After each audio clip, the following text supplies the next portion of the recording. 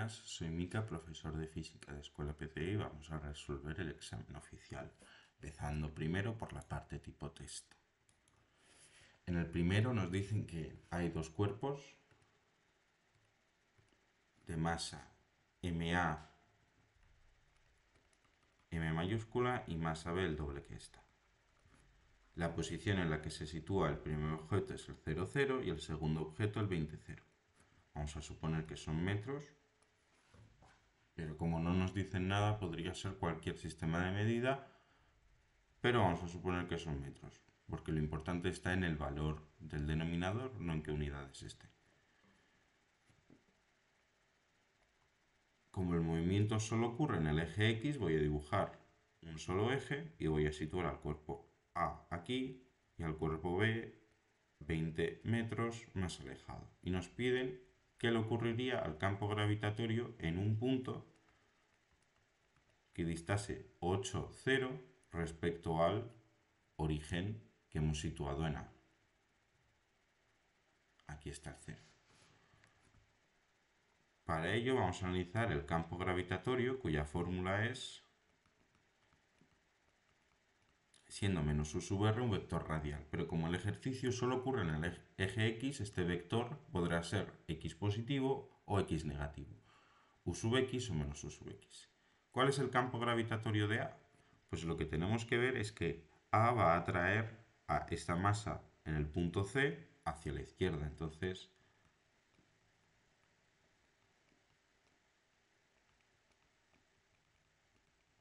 su vector apuntará en el sentido negativo del eje X, mientras que el campo gravitatorio de B, BAC al cuadrado, va a atraer a la masa hacia esta dirección, que será el positivo del eje X. Como nos piden la comparación de las intensidades, lo que nos va a interesar es el módulo, porque si el módulo de B es mayor que el módulo de A, el cuerpo C tenderá a ir hacia la derecha. ¿Cuál es el módulo del campo gravitatorio de A? Gm mayúscula y la distancia es 8 al cuadrado, que son 64. El módulo del campo gravitatorio de B será G por 2m, porque así nos dice el ejercicio, entre la distancia que hay entre C y B, que si todo esto son 20, estos serán 12. Entonces en el denominador tendré 12 al cuadrado, que esto será 144. Si simplifico el campo gravitatorio de B, voy a tener que va a ser G por M entre 72. Y ahora, como el denominador aquí es más grande que aquí, y este número que es más grande en comparación a este está en el denominador, podemos concluir que el campo gravitatorio de A va a ser mayor que el campo gravitatorio de B. Es decir, el cuerpo tenderá a ir hacia el sentido negativo del eje X, porque aquí estoy dividiendo entre un número menor que aquí. Entonces la respuesta correcta es la A. Sea un cuerpo bajo la influencia gravitatoria de un planeta. Tomando referencia que la energía potencial gravitatoria tiene valor nulo en el infinito, nos preguntan acerca del signo de la energía potencial y la energía mecánica cuando el cuerpo está bajo la influencia gravitatoria de un planeta. Cuando se define la energía potencial de esta manera, se está tomando que el origen es arbitrario y lo podemos situar, por ejemplo, en el suelo. Podemos ver esta fórmula, el módulo, como si fuese un número positivo, pero en el fondo la definición de energía potencial rigurosa viene mediante esta fórmula. Y es siempre negativa. ¿Qué significa que en el infinito tomo un valor nulo? Que si yo me voy muy lejos de la influencia gravitatoria de ese planeta, es decir, cuando la distancia entre yo y esa influencia planeta que influencia gravitatoriamente es muy alta, entonces la energía potencial tiende a cero. Entonces la energía potencial está definido en este intervalo. Es un número negativo. Entonces sabemos que la energía potencial gravitatoria siempre es negativa. Ahora nos preguntamos sobre el signo de la energía mecánica. La clave aquí es que el cuerpo está bajo la influencia gravitatoria de ese planeta. Entonces, cuando un cuerpo está ligado a otro, decimos que su energía total es negativa. Si lo representamos simbólicamente, este cuerpo que está atrapado gravitatoriamente debido a este planeta con una masa mayor, si está ligado a este cuerpo, podemos, por ejemplo, decir que tiene una energía negativa de menos 50 julios. ¿Cuánta energía necesitaría darle a ese cuerpo para hacer que no esté ligado o bajo la influencia gravitatoria del planeta? Como mínimo tendrá que ser de más 50. Porque a partir de más 50 la energía que le dé no se va a invertir en hacer que ya no esté ligado, sino en darle energía cinética y hacer que se vaya. Entonces, cuando un cuerpo está ligado,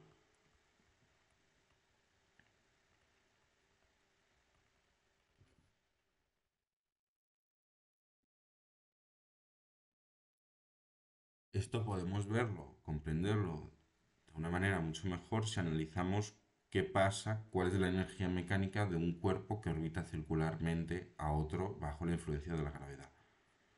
La energía mecánica será la suma de la energía cinética más la potencial. Y para órbitas circulares se cumple el 2, ¿no? Se cumple esta ecuación que si sustituimos aquí nos va a dar que la energía mecánica total es negativo. Es un caso particular, pero es para que veamos que incluso en el caso de órbitas circulares se cumple esto. Entonces la respuesta correcta es tanto la energía potencial gravitatoria como la energía mecánica son siempre negativas cuando estoy bajo la influencia gravitatoria de un planeta.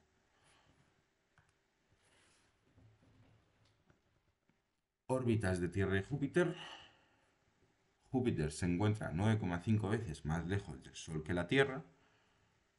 Entonces, nos están preguntando sobre la comparación de la velocidad orbital y el periodo de Tierra y Júpiter con respecto a la órbita del Sol. Si yo represento la distancia Tierra-Sol con este símbolo, la distancia Júpiter-Sol será 9,5 veces mayor que la distancia Tierra-Sol. Como nos hablan de la velocidad orbital y el periodo, antes de ir a las ecuaciones vamos a pensar intuitivamente qué está pasando. Cuanto más cerca está un objeto, un planeta al Sol, más rápido se va a mover porque la gravedad decimos que es mayor. Entonces la velocidad orbital va a ser mayor. Mercurio gira mucho más rápido alrededor del Sol que la Tierra y la Tierra de Júpiter. Esto como adivinanza, como predicción de lo que yo sé. Y mientras más lejos está un cuerpo, más distancia tiene que recorrer y mayor periodo tiene. Es decir, un año en Venus es menor que un año en la Tierra y que un año en Júpiter, definiendo año como periodo en dar una vuelta al Sol. Pero la realidad está en las matemáticas y las ecuaciones, así que vamos a ver, la velocidad orbital se define de esta manera. La velocidad orbital solo depende de la masa del cuerpo en cuestión que está creando esa influencia gravitatoria. Entonces esta es la masa del Sol. La velocidad de la Tierra orbital respecto al Sol tendrá esta expresión y la de Júpiter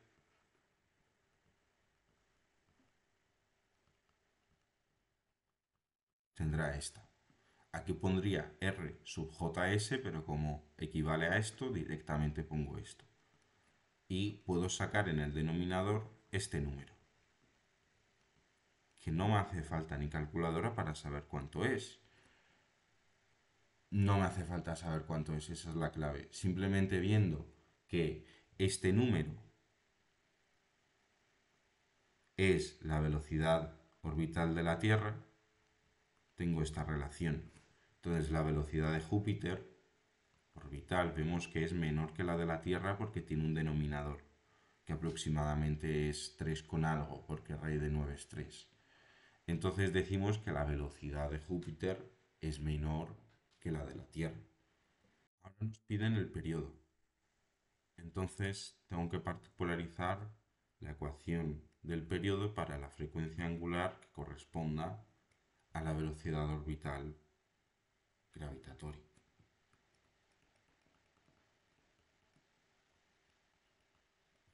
Mezclando, fusionando ambas expresiones, llego a esta.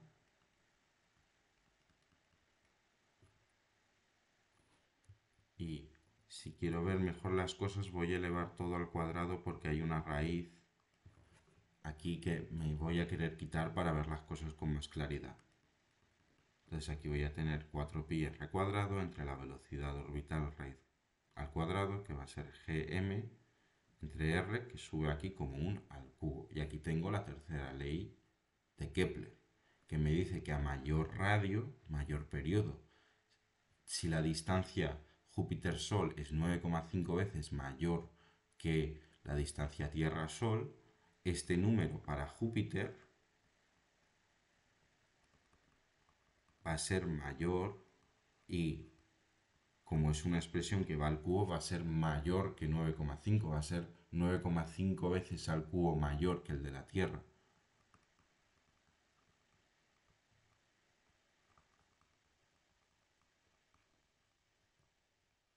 Siendo este el periodo de la Tierra. Entonces el periodo de Júpiter es mayor, tomando todo al cuadrado, que el periodo de la Tierra. Entonces, como la Tierra está más cerca del Sol, su velocidad orbital es mayor y su periodo es menor porque tiene que recorrer menos distancia. Entonces, la respuesta correcta es la B.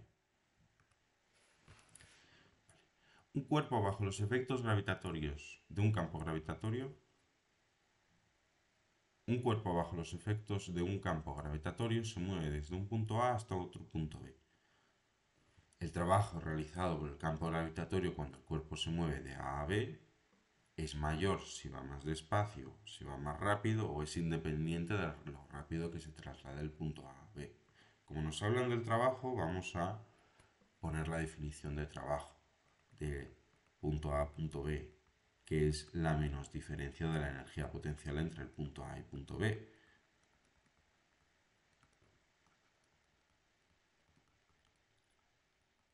Que de manera bonita puedo expresarlo de esta manera. Ok, las energías potenciales, esto es el trabajo gravitatorio. Las energías potenciales dependen de las masas. La energía potencial depende de la masa y la distancia. Es decir, este trabajo solo depende de la distancia a la que se encuentra el punto A y el punto B respecto a ese objeto que crea el campo gravitatorio. Entonces, esto no depende de lo rápido que tú vayas de A a B o de lo despacio que tú vayas. Simplemente depende del punto A y el punto B y la masa de los dos cuerpos. Entonces, la respuesta aquí es la B, es independiente de lo rápido que el cuerpo se traslade, porque el trabajo tiene esta expresión y siempre tiene esta expresión.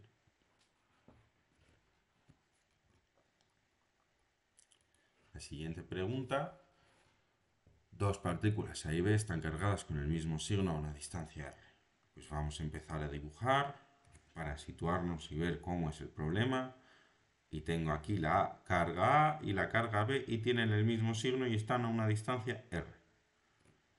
La carga A es el doble de la carga B. Entonces esta tiene mucho más poder que esta, por así decirlo. Y nos hablan del módulo de la fuerza, que se ejerce una sobre la otra. Pues aquí no estamos hablando de campo eléctrico, estamos hablando de fuerzas. Y si invocamos la tercera ley de Newton, nos dice que cuando aplicamos una acción, le sigue una correspondiente reacción en el sentido contrario y en la misma línea donde se aplica esa fuerza. Es decir, si la carga A va a repeler a la carga B en esta dirección, la carga B va a repeler a la carga A en esta dirección. Y por la tercera ley de Newton, esos módulos son iguales. Si queremos mirar la fuerza de A a B en módulo, esta va a ser K por QA por QB entre la distancia al cuadrado. Si quiero verlo al revés, el módulo de B sobre A será K por la carga de B por la carga de A entre la misma distancia al cuadrado. Y da igual el valor de estos dos numeritos que aparecen multiplicándose en el numerador, entonces nos está diciendo que los módulos de las fuerzas son iguales.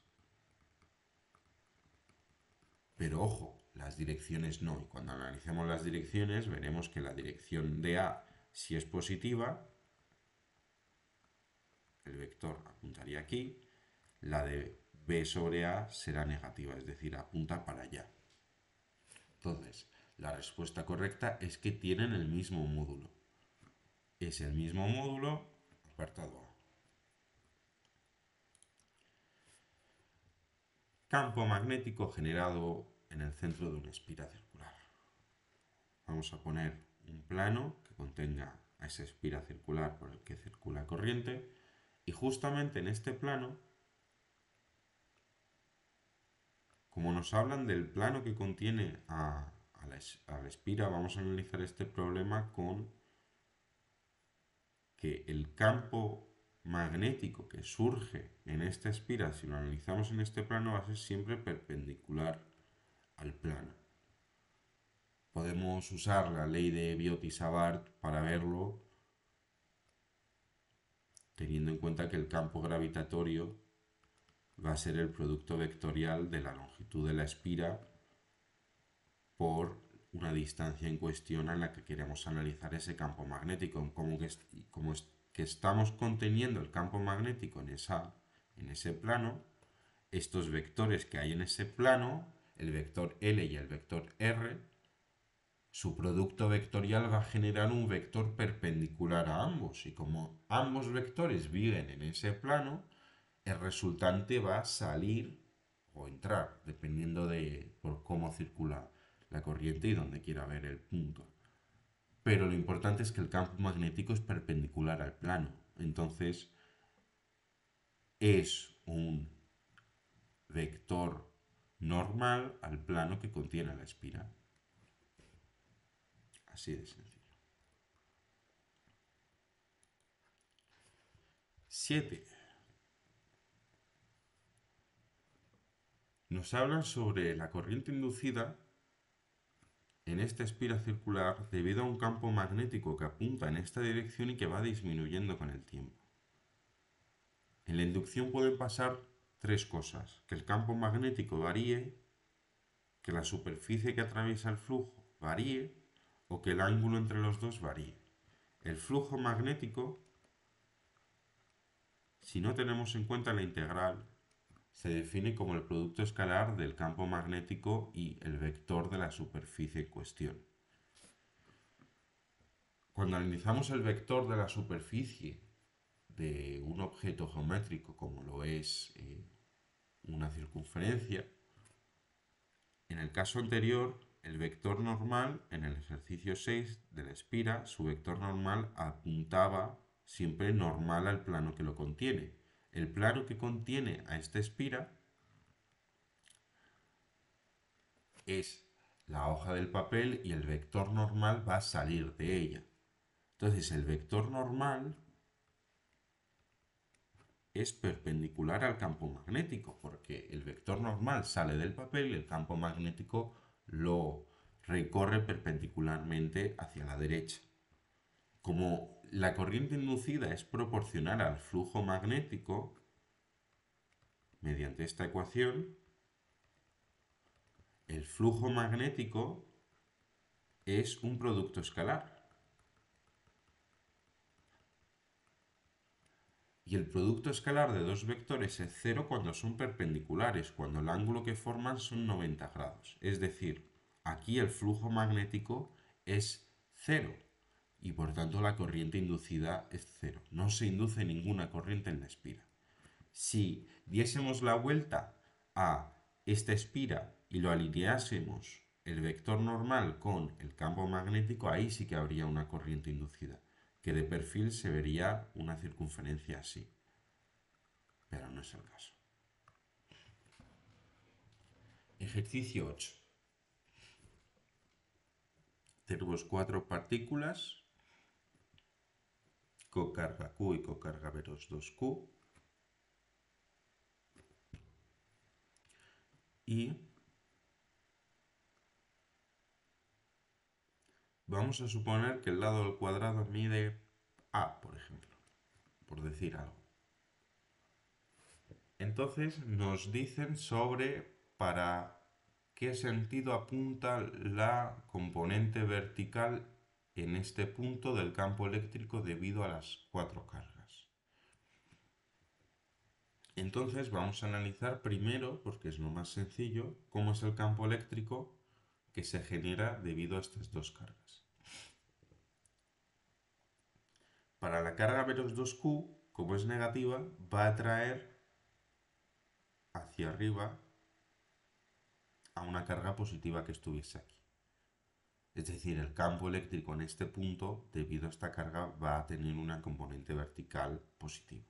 Y para este punto va a tener una negativa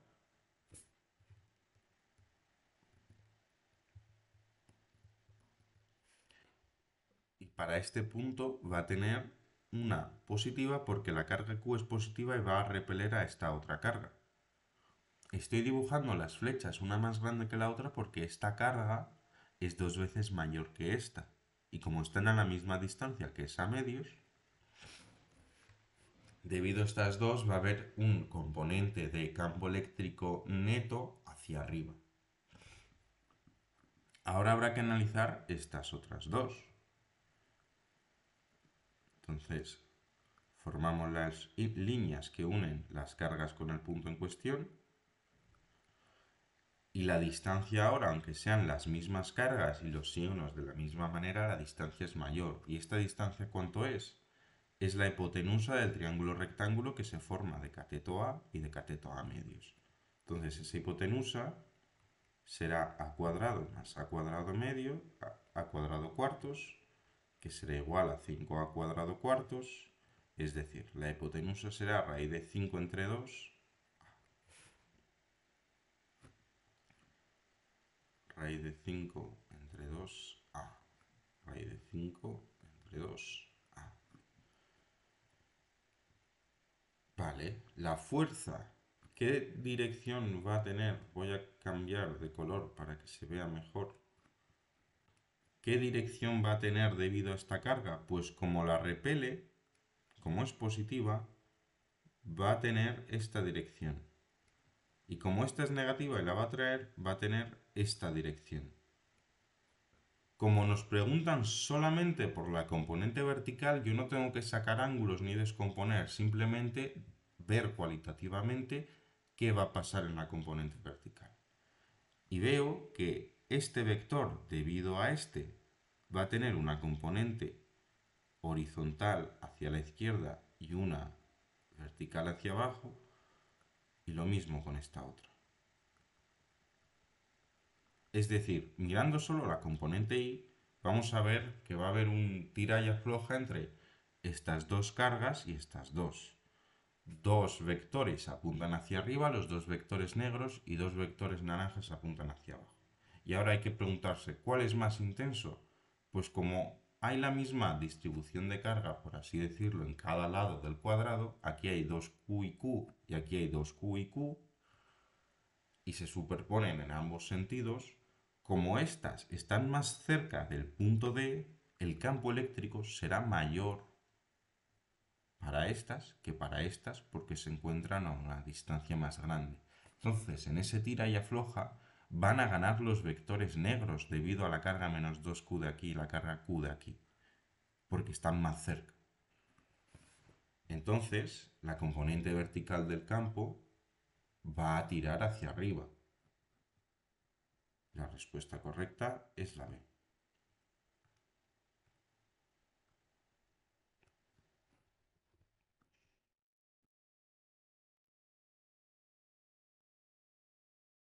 Siguiente ejercicio. Óptica física, índices de refracción, dispersión en un vidrio.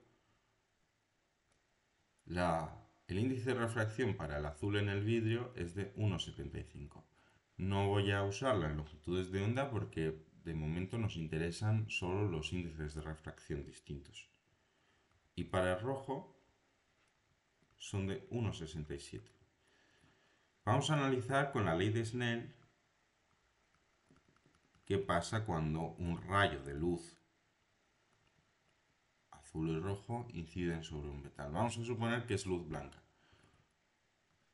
Luz blanca, la luz blanca se compone de todos los colores, en particular del azul y del rojo. Cuando la luz blanca entre al vidrio con un cierto ángulo distinto de 90 respecto a la vertical, va a sufrir una refracción. Y como la luz azul va a moverse a una velocidad distinta que la luz roja, estos rayos se van a desviar. Y nuestra misión es saber cómo es ese ángulo o cómo es la relación entre los ángulos para el azul y rojo de salida. Para simplificar, vamos a suponer que parte del aire y entra en el vidrio. Entonces vamos a suponer que el índice de la refracción 1 vale 1. Entonces el seno de teta 1 será el índice de refracción del medio por el ángulo de salida.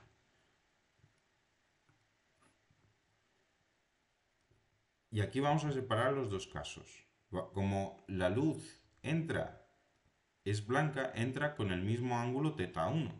Lo que va a cambiar es el ángulo teta 2 para el caso azul y el caso rojo. Para el caso azul aquí voy a tener 1,75 por el seno de teta 2 azul y aquí 1,67 por el seno de teta 2 rojo. ¿Qué significa esto? Este valor es el mismo para los dos. Entonces podemos pasar dividiendo los números en ambos lados.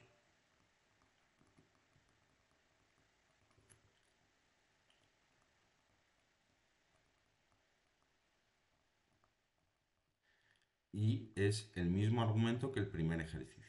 Como este numerador es lo mismo para los dos, porque el ángulo de incidencia de la luz blanca es la misma, porque es el mismo rayo, el denominador aquí es más grande que el denominador aquí, lo que quiere decir que el seno de teta 2 rojo es mayor que el seno de teta 2 azul.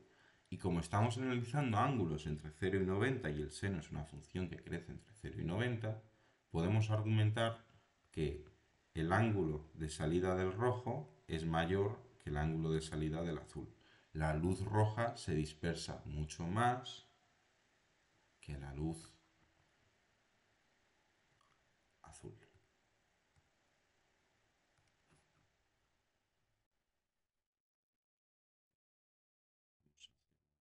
Dibujito con color rojo y color azul para representar gráficamente lo que está pasando. Teta 2a es menor que teta 2 rojo. Esto sería teta 2. Entonces la respuesta correcta es que la componente azul se refractará con un ángulo menor que la componente roja.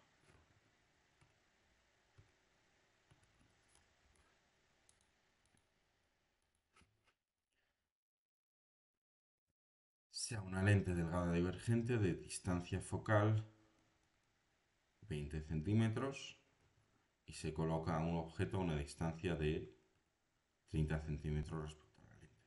Ojo que todavía no he puesto los signos. Vamos a analizar cuál va a ser la situación en una lente delgada divergente. El criterio de signos nos dice que las distancias que estén a la izquierda de la lente van a ser negativas. Entonces este número es negativo. Y como es una lente divergente, lo que hace es que los rayos no convergen en un punto, yo veo una imagen aquí, sino que cuando atraviesen esta lente, diverjan y se vayan y nosotros solamente veamos una imagen virtual en este punto. Entonces, la distancia focal en lentes divergentes, puesto que la imagen se forma donde no se debería de formar, entre comillas, esa distancia focal es de -20. Si vamos a la ecuación fundamental de las lentes,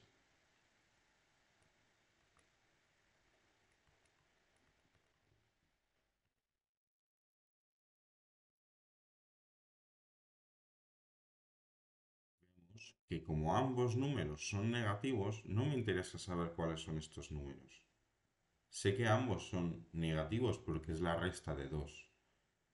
Si aquí fuese un más, como pasa con las lentes convergentes, puesto que la imagen se forma o se suele formar, dependiendo en qué caso estemos, a la derecha de la lente, este número podría ser positivo o negativo. Pero aquí S' es menor que 0, diciéndonos que la imagen es virtual, puesto que las distancias que están a la izquierda de la lente, es decir, donde se forman las imágenes virtuales, son negativas. Y como no hay otra opción de virtualidad, las B y la C son reales, también tiene que ser derecha. Pero para ver si es derecha, vamos a la fórmula del aumento y lo que vemos es que S' tiene el mismo signo que S. Aunque sea positivo los dos o negativo los dos, como tienen el mismo signo, el resultante de esta división es positiva, por lo que la imagen es también derecha. Respuesta correcta. Una de luz viaja por el medio 1, incide con un medio de separación para pasar al medio 2. ¿Cuándo ocurre el fenómeno de reflexión total? La reflexión total ocurre cuando una luz que pasa de un medio a otro, ahora veremos cómo tiene que ser la relación entre los índices de refracción, se queda atrapada. Vamos a invocar la ley de Snell, como hacemos siempre.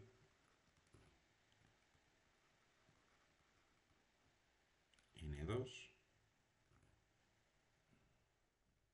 Vamos a suponer, vamos a dibujar lo que pasa en el ejercicio. Si ocurre la reflexión total, lo que va a pasar es que el rayo que va a incidir con un cierto ángulo θ1 respecto a la vertical en esta superficie no va a pasar, sino que se va a quedar atrapada en la superficie. Es decir, el ángulo de refracción es de 90. θ2 vale 90. Podríamos darle la vuelta al ejercicio y pensar que pasa del 2 al 1, que es como normalmente nos suelen poner en los ejercicios, pero simplemente cambiamos de chip y eh, seguimos lo que nos dice el ejercicio. Como el seno de 90 es 1, nos quedamos con esta ecuación. Y ahora lo que vamos a hacer es pasar a n2, n1 dividiendo y vamos a analizar esta relación. Entre 0 y 90, el seno es positivo, aparte, el seno es una función que está acotada. Va a valer menor que 1 entre 0 y 90. Entonces esto es así. Lo que nos dice que n2 tiene que ser menor que n1. Es decir, para que ocurra el fenómeno de reflexión total, es decir, que un rayo pase del medio 1 al medio 2 y que el rayo no pueda pasar, que se quede atrapado en la superficie y forme un ángulo de 90 grados con la vertical, con la ley de Snell vemos que se cumple esta ecuación. Viendo cómo se relaciona el seno con las desigualdades que tiene, es decir, el seno siempre es menor que 1, podemos ver que el índice de refracción del medio 1 tiene que ser mayor que el índice de refracción del medio 2 para que se produzca este fenómeno. Si suponemos lo contrario, lo que pasaría es que nos daría que el seno de θ1 sería mayor que 1, cosa que es una contradicción con las matemáticas. Entonces, respuesta correcta, el índice de refracción del medio 1 sea mayor que el medio 2. Esta relación que tenemos aquí. Perfecto. Ejercicio 12. Nos muestran una foto de una función sinusoidal en el tiempo igual a 0. Mediante esta foto, como estoy representando el desplazamiento frente a x, yo aquí podré sacar la longitud de onda. La longitud de onda es la distancia entre puntos consecutivos. Dos puntos consecutivos podrían ser estos mismamente. Entonces yo aquí puedo sacar la longitud de onda porque la foto que tengo de la función es a tiempo constante. Si a mí me hiciesen una foto de la función en una posición determinada, ahí sí que podría sacar el periodo. Pero mediante esta gráfica solo me da información de la longitud de onda. Y la longitud de onda y el periodo son magnitudes separadas. Mediante estas dos podemos describir perfectamente una onda sinusoidal. Pero necesitamos estas dos. Si fuesen magnitudes que yo a partir de una puedo sacar la otra, no hablaría de longitud de onda y periodo. Hablaría de una, pero no de las dos. Y como son independientes, necesito dar una y otra. Como nos han dado la foto a un tiempo constante, solo puedo sacar la longitud de onda. Puedo decir la longitud de onda, pero no el periodo. La actividad de un material radiactivo. Aumenta con el tiempo, es directamente proporcional a la constante de desintegración y es proporcional al tiempo de semidesintegración. La actividad se define de esta manera, donde A sub 0 es la constante de desintegración por el número de núcleos iniciales. Esto lo puedo expresar de esta manera. Veo que no aumenta con el tiempo porque decae exponencialmente, entonces la A es falsa. Veo que es proporcional a la constante de desintegración, porque está en el numerador. Y la constante de desintegración se relaciona de esta manera con el periodo de semidesintegración. Entonces la actividad es inversamente proporcional al tiempo de semidesintegración y es directamente proporcional a la constante de semidesintegración. El ejercicio 14.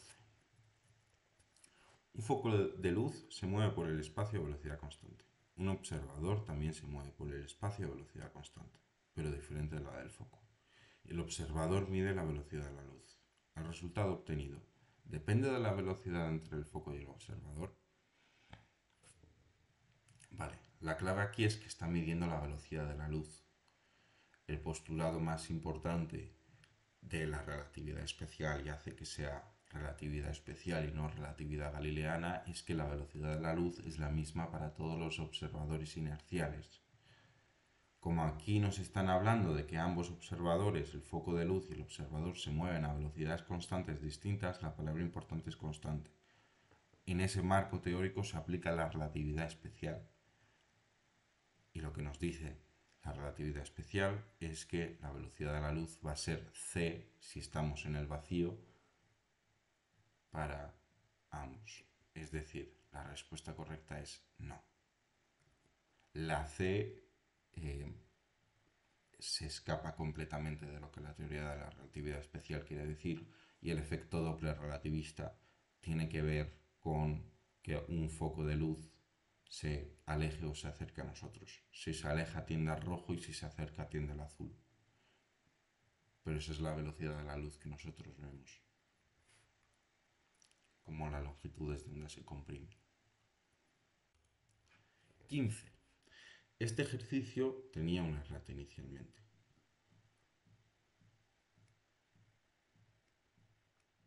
Si nos ponemos a analizar qué ocurre en una desintegración alfa, en una desintegración alfa se emite un núcleo de helio. Un núcleo de helio consiste en dos protones y dos neutrones.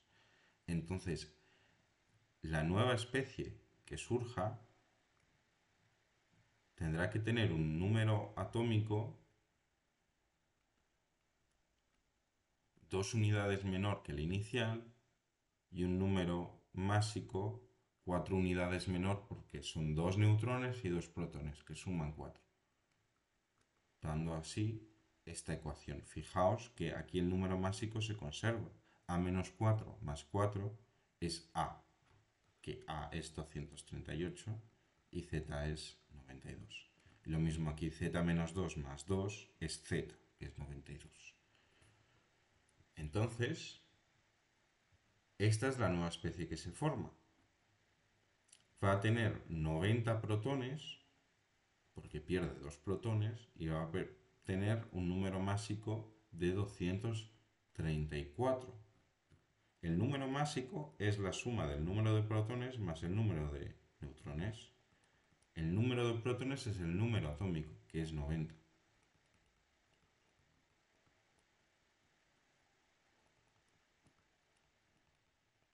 Y esto me da 144. Es decir, el número de protones es 144 y el número de neutrones es 144 y el número de protones es 90, no 92. Entonces la opción correcta, a pesar de la errata, sería n 144 y z igual a 90. Aquí finaliza la parte tipo test y empezamos la parte de desarrollo. Nos piden contestar a 2 de los 4 problemas y cada problema vale 2,5. Vamos a resolver los 4 problemas. El primero es de gravitación y nos dan la masa de un astronauta en un planeta desconocido. La masa de ese astronauta es de 60 kilos y el peso que siente en la superficie tiene un valor de 800 newtons. Nos dan el radio del planeta en kilómetros y lo vamos a pasar usando la notación científica para simplificarnos la vida a metros. Nos piden determinar la masa del planeta. Dados estos datos, el peso es el más relevante porque el peso como vector se define como mg. En módulo será m por g por la masa de ese planeta entre el radio al cuadrado del planeta. Como está en la superficie, la distancia del origen del planeta al astronauta coincide con el radio, entonces aquí ponemos el radio del planeta.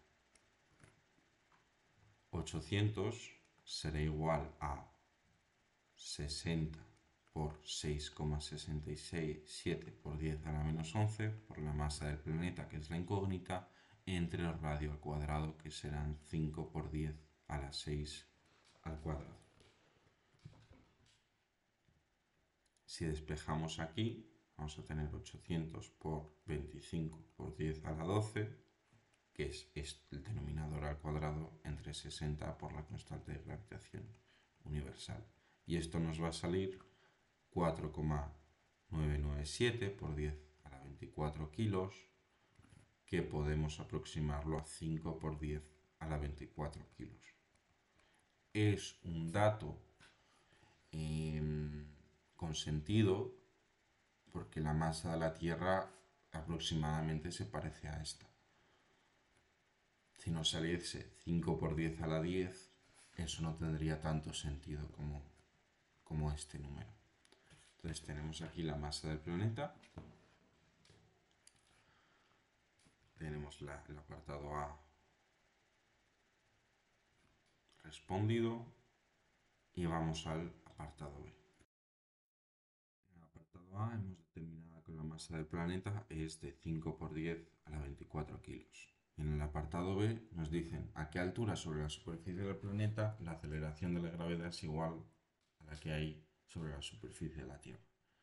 Es decir, el módulo de campo gravitatorio de ese planeta tiene que igualarse al que hay en la superficie de la Tierra.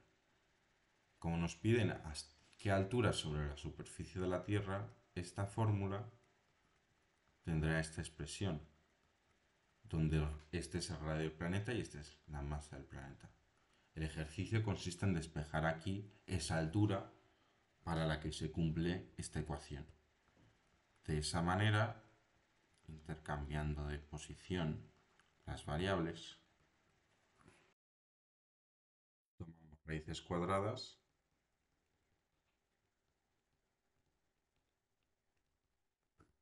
dándonos un valor de 5,83 por 10 a la 6. RP más H es mayor que RP, lo cual físicamente tiene sentido porque estamos a una distancia mayor que el radio del planeta. Despejando aquí H,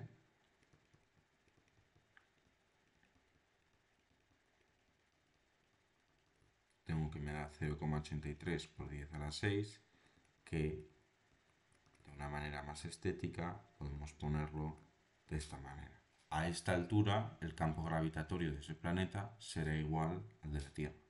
Y si me alejo más, será menor, porque me estoy alejando más. Esto quiere decir que si yo me acerco más a ese planeta, la gravedad en este planeta va a ser mayor que en el de la Tierra.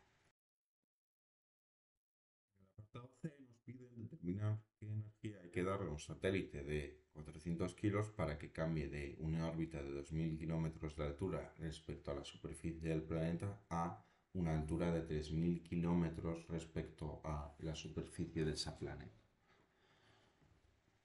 No nos hablan de que estos objetos estén parados, simplemente nos piden de qué energía hay que darle. Vamos a deducir cómo nos va a salir esa energía. Esa energía va a ser positiva porque yo le tengo que comunicar a ese satélite una energía positiva para alejarlo de la ligadura del campo gravitatorio de ese planeta.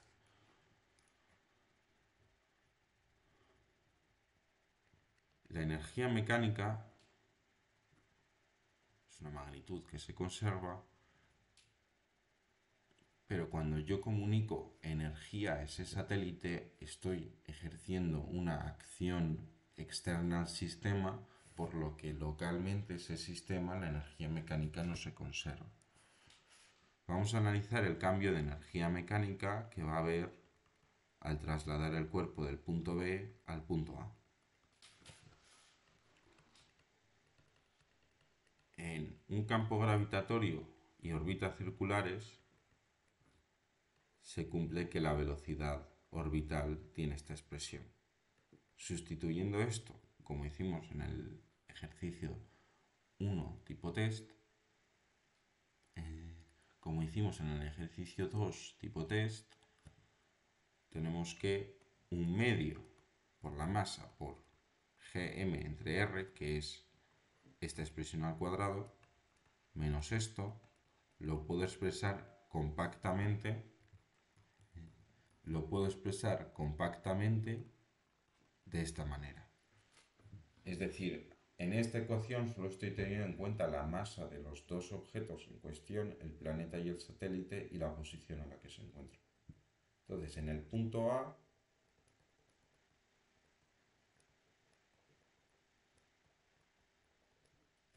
voy a tener esto, que va a ser el radio del planeta más el radio de A. 5000 más 2000 son 7000, es decir, estos son 7 por 10 a la 6. Mientras que la energía mecánica en B será menos GMM entre 2, y ahora es 5000 más 3000, 8000 kilómetros, que son 8 por 10 a la 6 metros. Y el ejercicio termina haciendo la resta de estas energías mecánicas. Es decir, la B menos la A, eso será menos GMM entre 2, 8 por 10 a la 6, más, porque es menos por menos, GMM, 2 por 7 por 10 a la 6. Y este resultado me da un número positivo, 1,19 por 10 a la 9 julios. Tal y como habíamos dicho antes, tengo que darle una energía positiva al sistema para alejarlo de la ligadura en la que se encuentra.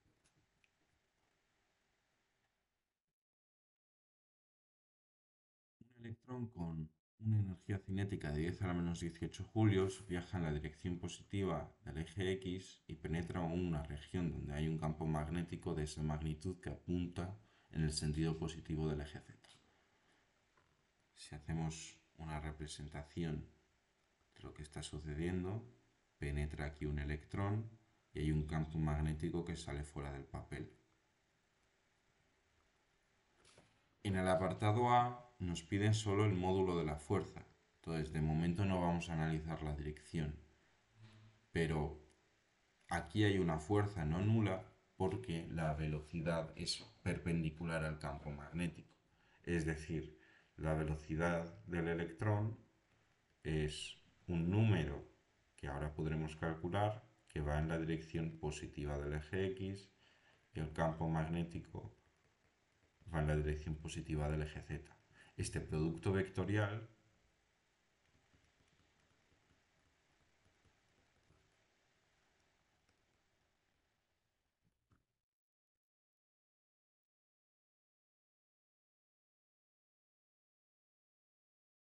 me da menos j, que yo lo estoy llamando menos u sub i.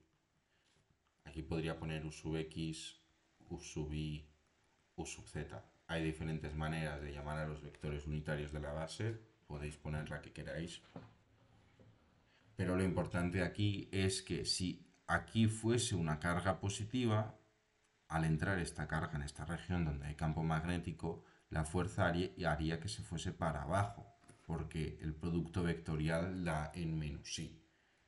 Pero como es un electrón que tiene carga negativa, el signo de la carga va a influir en el sentido de la fuerza. Es decir, esto será menos Q sub e, siendo Q sub e la carga del electrón,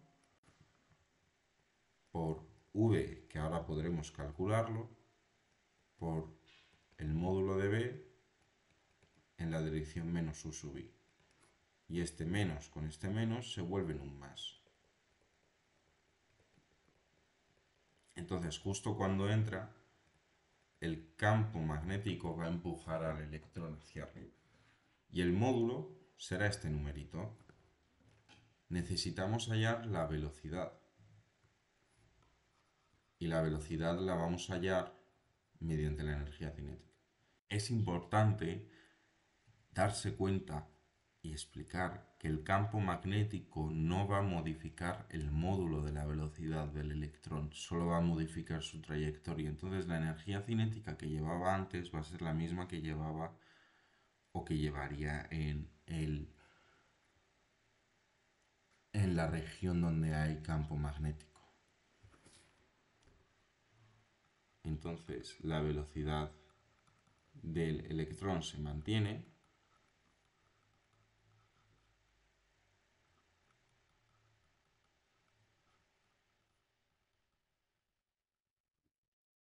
y este número nos da 1,48 por 10 a la 6 metros segundos. Despejando aquí el módulo de la fuerza, voy a tener que es 1,6 por 10 a la menos 19 la carga del electrón por la velocidad que lleva, que acabamos de calcular, por el módulo del campo magnético, dándome un valor de 2,84 por 10 a la menos 16 newtons. En el apartado B nos piden el radio de la trayectoria que describe el electrón. Cuando el electrón entra a través del eje X en la región donde hay campo magnético, el electrón va a empezar a describir trayectorias circulares. En ese caso, la fuerza magnética en módulo se va a igualar a la fuerza centrípeta, tal y como pasaba en el caso gravitatorio de órbitas circulares. En este caso, al ser el módulo QV por B, al formar 90 grados siempre la velocidad y el campo magnético, el módulo del campo magnético va a ser de esta manera. El módulo de la fuerza magnética va a tener esta expresión. Y la expresión de la fuerza centrípeta es esta. Despejando aquí el radio de giro, voy a ver que tiene esta expresión y simplemente tengo que sustituir los valores.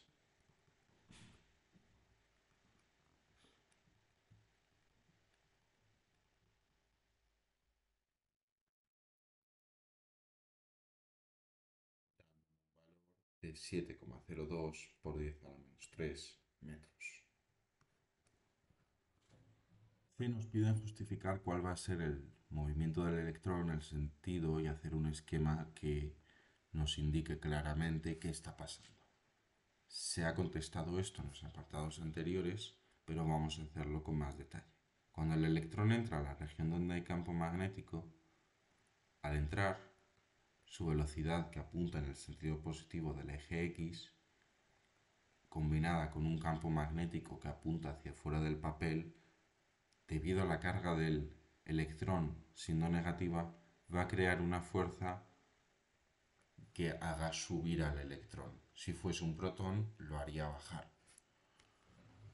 Entonces, cuando el electrón sube, la dirección de su velocidad cambia. Cambia de tal manera que va a hacer que se incline hacia otra dirección, que va a cambiar de tal manera que se incline a otra dirección y así indefinidamente. Cuando entra el electrón en esta región, el campo magnético va a hacer que el módulo de su velocidad no varíe, pero que su velocidad sea tal que haga que la trayectoria sea circular. El sentido de movimiento va a ser antihorario, porque el electrón va a hacer este movimiento. Radio de giro lo hemos calculado y la velocidad tangencial es la misma que la velocidad de entrada.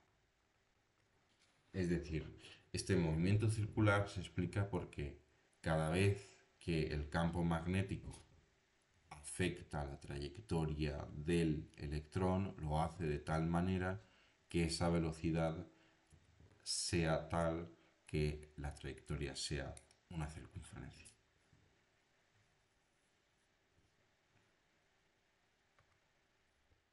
Por una cuerda que se extiende a lo largo del eje X se propaga una onda de amplitud 1 centímetro, que ya vamos a expresar en metros. Frecuencia de 100 hercios y una longitud de onda de 3 medios en metros. Y se dirige al sentido positivo del eje X. El apartado A es caracterizar la ecuación de la onda. La ecuación de la onda va a tener esta expresión siendo phi el desfase de la onda. Viendo los datos que nos dan, nos dicen que en t igual a 0 la posición vertical es de 0,5 centímetros, que son 0,5 por 10 a la menos 2 metros, cuando la posición es de 0,5 metros.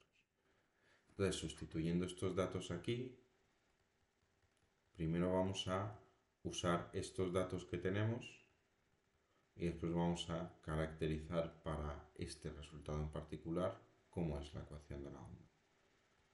10 a la menos 2 por el seno de omega. Omega es 2pi por la frecuencia, entonces aquí voy a tener 200pi por t. K es 2pi entre la longitud de onda, que son 3 medios, dándome esto a una K de 4pi tercios,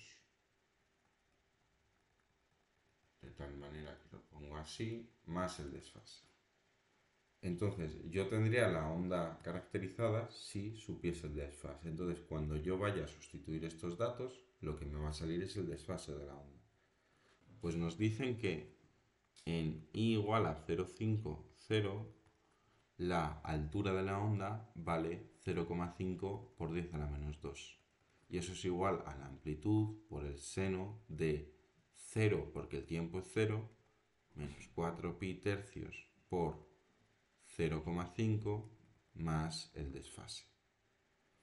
Aquí veo que estos exponentes los puedo tachar y me quedaría que 1/2 es igual al seno de phi menos 2pi tercios. Y es sencillo ver cuánto vale ese seno porque el seno vale 1/2 cuando el ángulo que hay aquí es de 30. Es decir, cuando el ángulo es igual a pi sextos en radianes, porque aquí al poner pi estamos refiriéndonos a radianes. Si despejamos el desfase, nos da un desfase de 5pi sextos. Teniendo ya la expresión de la onda, podemos responder al apartado B y C.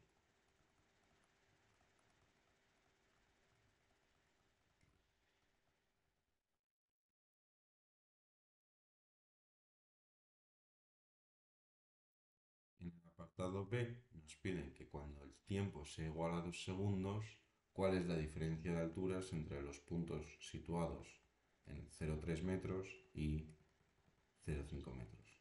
Estoy poniendo x inicial y x final. Es como si nos hiciesen una foto de cómo es el perfil de la onda en este tiempo y viésemos cuánto ha aumentado o disminuido la altura entre estos dos puntos. Pues en el punto inicial estamos en el 0,3, 2, 10 a la menos 2, seno de 200 pi por 2, 400 pi, menos 4 pi tercios por 0,3 más 5 pi sextos. Un valor de 0,97 por 10 a la menos 2 metros. Para la posición final aplicaremos la misma lógica, solo que ahora la x es de 0,5, dándome un valor de 0,49 por 10 a la menos 2 metros. Entonces la diferencia de alturas será y final menos y inicial, dándome un valor de menos 0,48 por 10 a la menos 2 metros. Que sea negativo significa que la altura ha disminuido entre el punto 0,3 y el punto 0,5 cuando el tiempo era igual a 2 segundos. Para un segundo, ¿cuál es la diferencia de fase entre los puntos 0,5 metros siendo este el inicial y el final 1,25 metros? ¿A qué hace referencia esta diferencia de fase? La fase es lo que hay dentro del seno. Entonces voy a analizar cómo es el cambio de fase entre la posición inicial y la posición final. Como el tiempo es el mismo, la fase para un tiempo t y una posición x es siempre esta.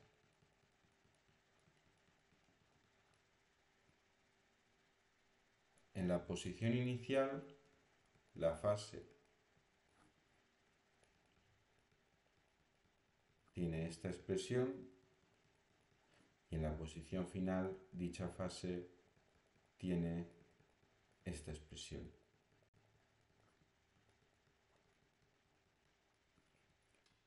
Es decir, si yo hago fase final menos fase inicial,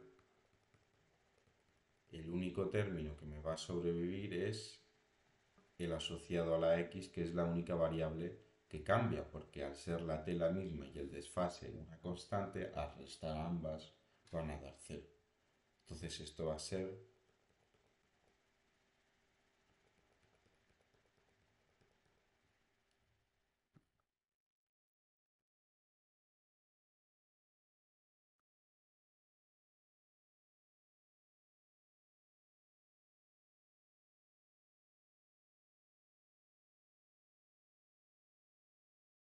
esto va a ser 4 tercios pi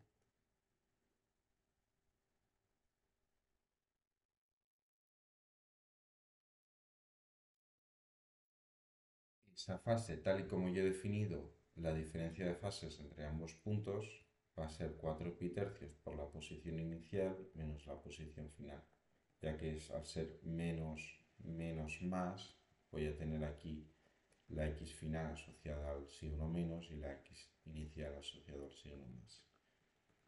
Y esto me va a dar 4 tercios de pi, un medio menos 5 cuartos, me va a dar menos pi.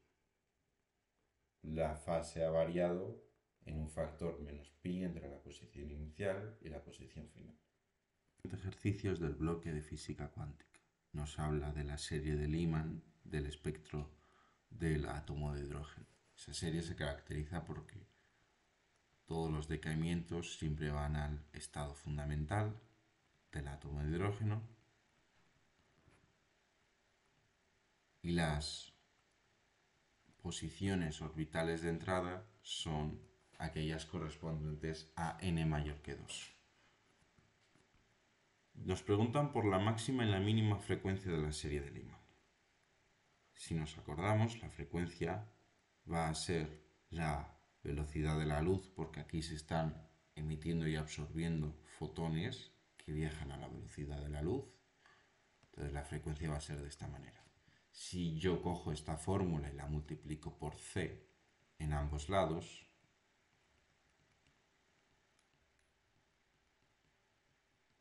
voy a tener que esto es la frecuencia. La frecuencia va a ser la constante de Rydberg por la velocidad de la luz entre 1, porque la m siempre vale 1, menos 1 partido de n cuadrado. Y esto es la frecuencia de la luz cuando es emitida entre un orbital n mayor que 2 al estado fundamental del átomo de hidrógeno. Para responder al apartado A y B tenemos que tener en cuenta cómo son los orbitales en el átomo de hidrógeno. Aquí tengo el estado fundamental y los primeros excitados. Y cada vez que subo, n tiende a infinito y la distancia entre cada orbital se hace más pequeña. La mínima frecuencia posible será asociada a la mínima energía posible, porque frecuencia y energía son proporcionales mediante la fórmula de Planck. Entonces, imaginémonos que va del n3 al n1 y comparémoslo con ir del n2 al n1. Esta distancia hace referencia a la separación de energías entre una posición y otra. Pues esta distancia es menor que esta distancia, lo que quiere decir que la energía para pasar del 2 al 1 es menor que para pasar del 3 al 1, y el mismo argumento valdría con el 4, con el 5, así hasta infinito. Es decir, la mínima energía para la luz para pasar de un estado n mayor que 2 al estado fundamental va a corresponder al número n igual a 2. Y como ya dije antes, energía y frecuencia son intercambiables cuando hablamos de luz. Entonces esa frecuencia mínima, respondiendo al apartado B, entonces mínima frecuencia sucede cuando n es igual a 2. ¿Y la máxima? La máxima sucederá cuando esté en el estado excitado mayor. Y como no hay un límite superior, eso ocurrirá cuando n tienda a infinito.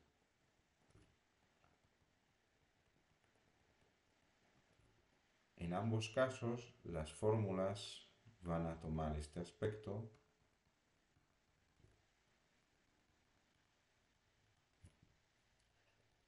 La mínima es esta, la máxima será cuando n tiende a infinito, y cuando n tiende a infinito esto tiende a cero. Entonces será simplemente la constante de Rydberg por la velocidad de la luz.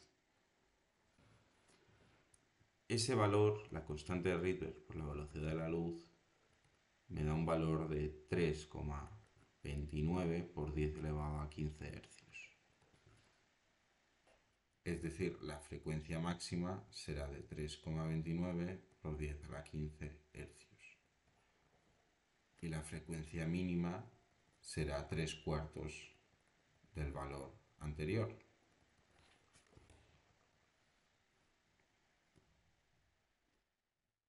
Es decir, 2,48 por 10 a la 15 hercios. Y ya hemos respondido al apartado A. Y el apartado C nos hablan de la energía de un fotón. De una de las líneas de la serie de Lyman es de 13,09 electronvoltios. ¿Entre qué niveles de energía ha transicionado este fotón?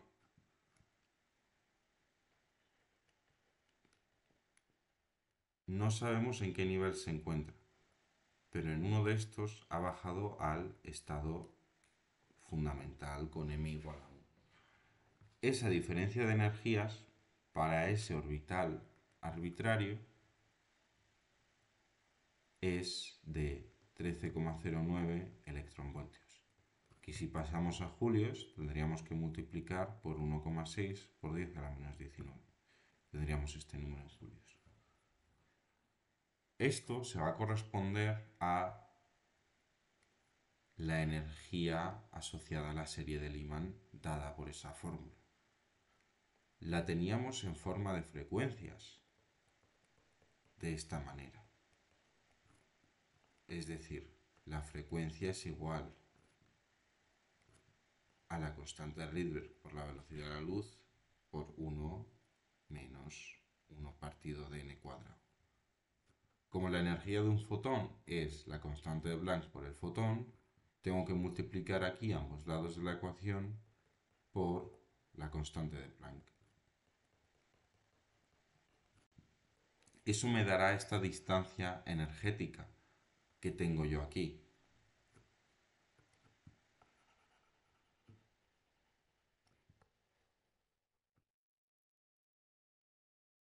Es decir, esa separación de energías,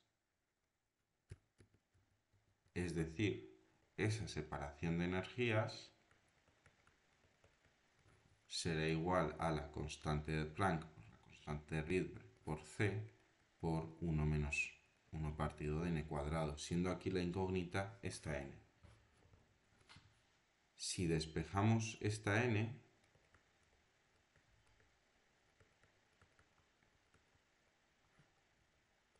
primero tenemos que pasar lo que nos molesta fuera de este paréntesis dividiendo, y esto nos va a dar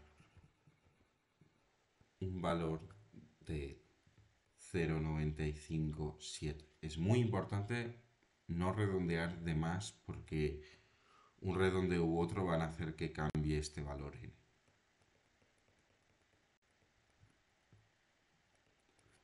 Despejando aquí la n,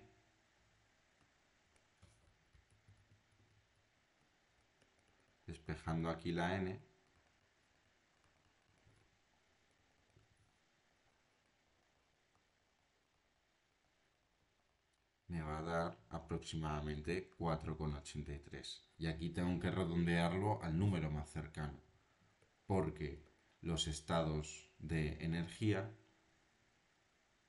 son números enteros, no fraccionarios. Entonces, del nivel del que ha saltado este fotón, ha sido del nivel de hidrógeno n igual a 5.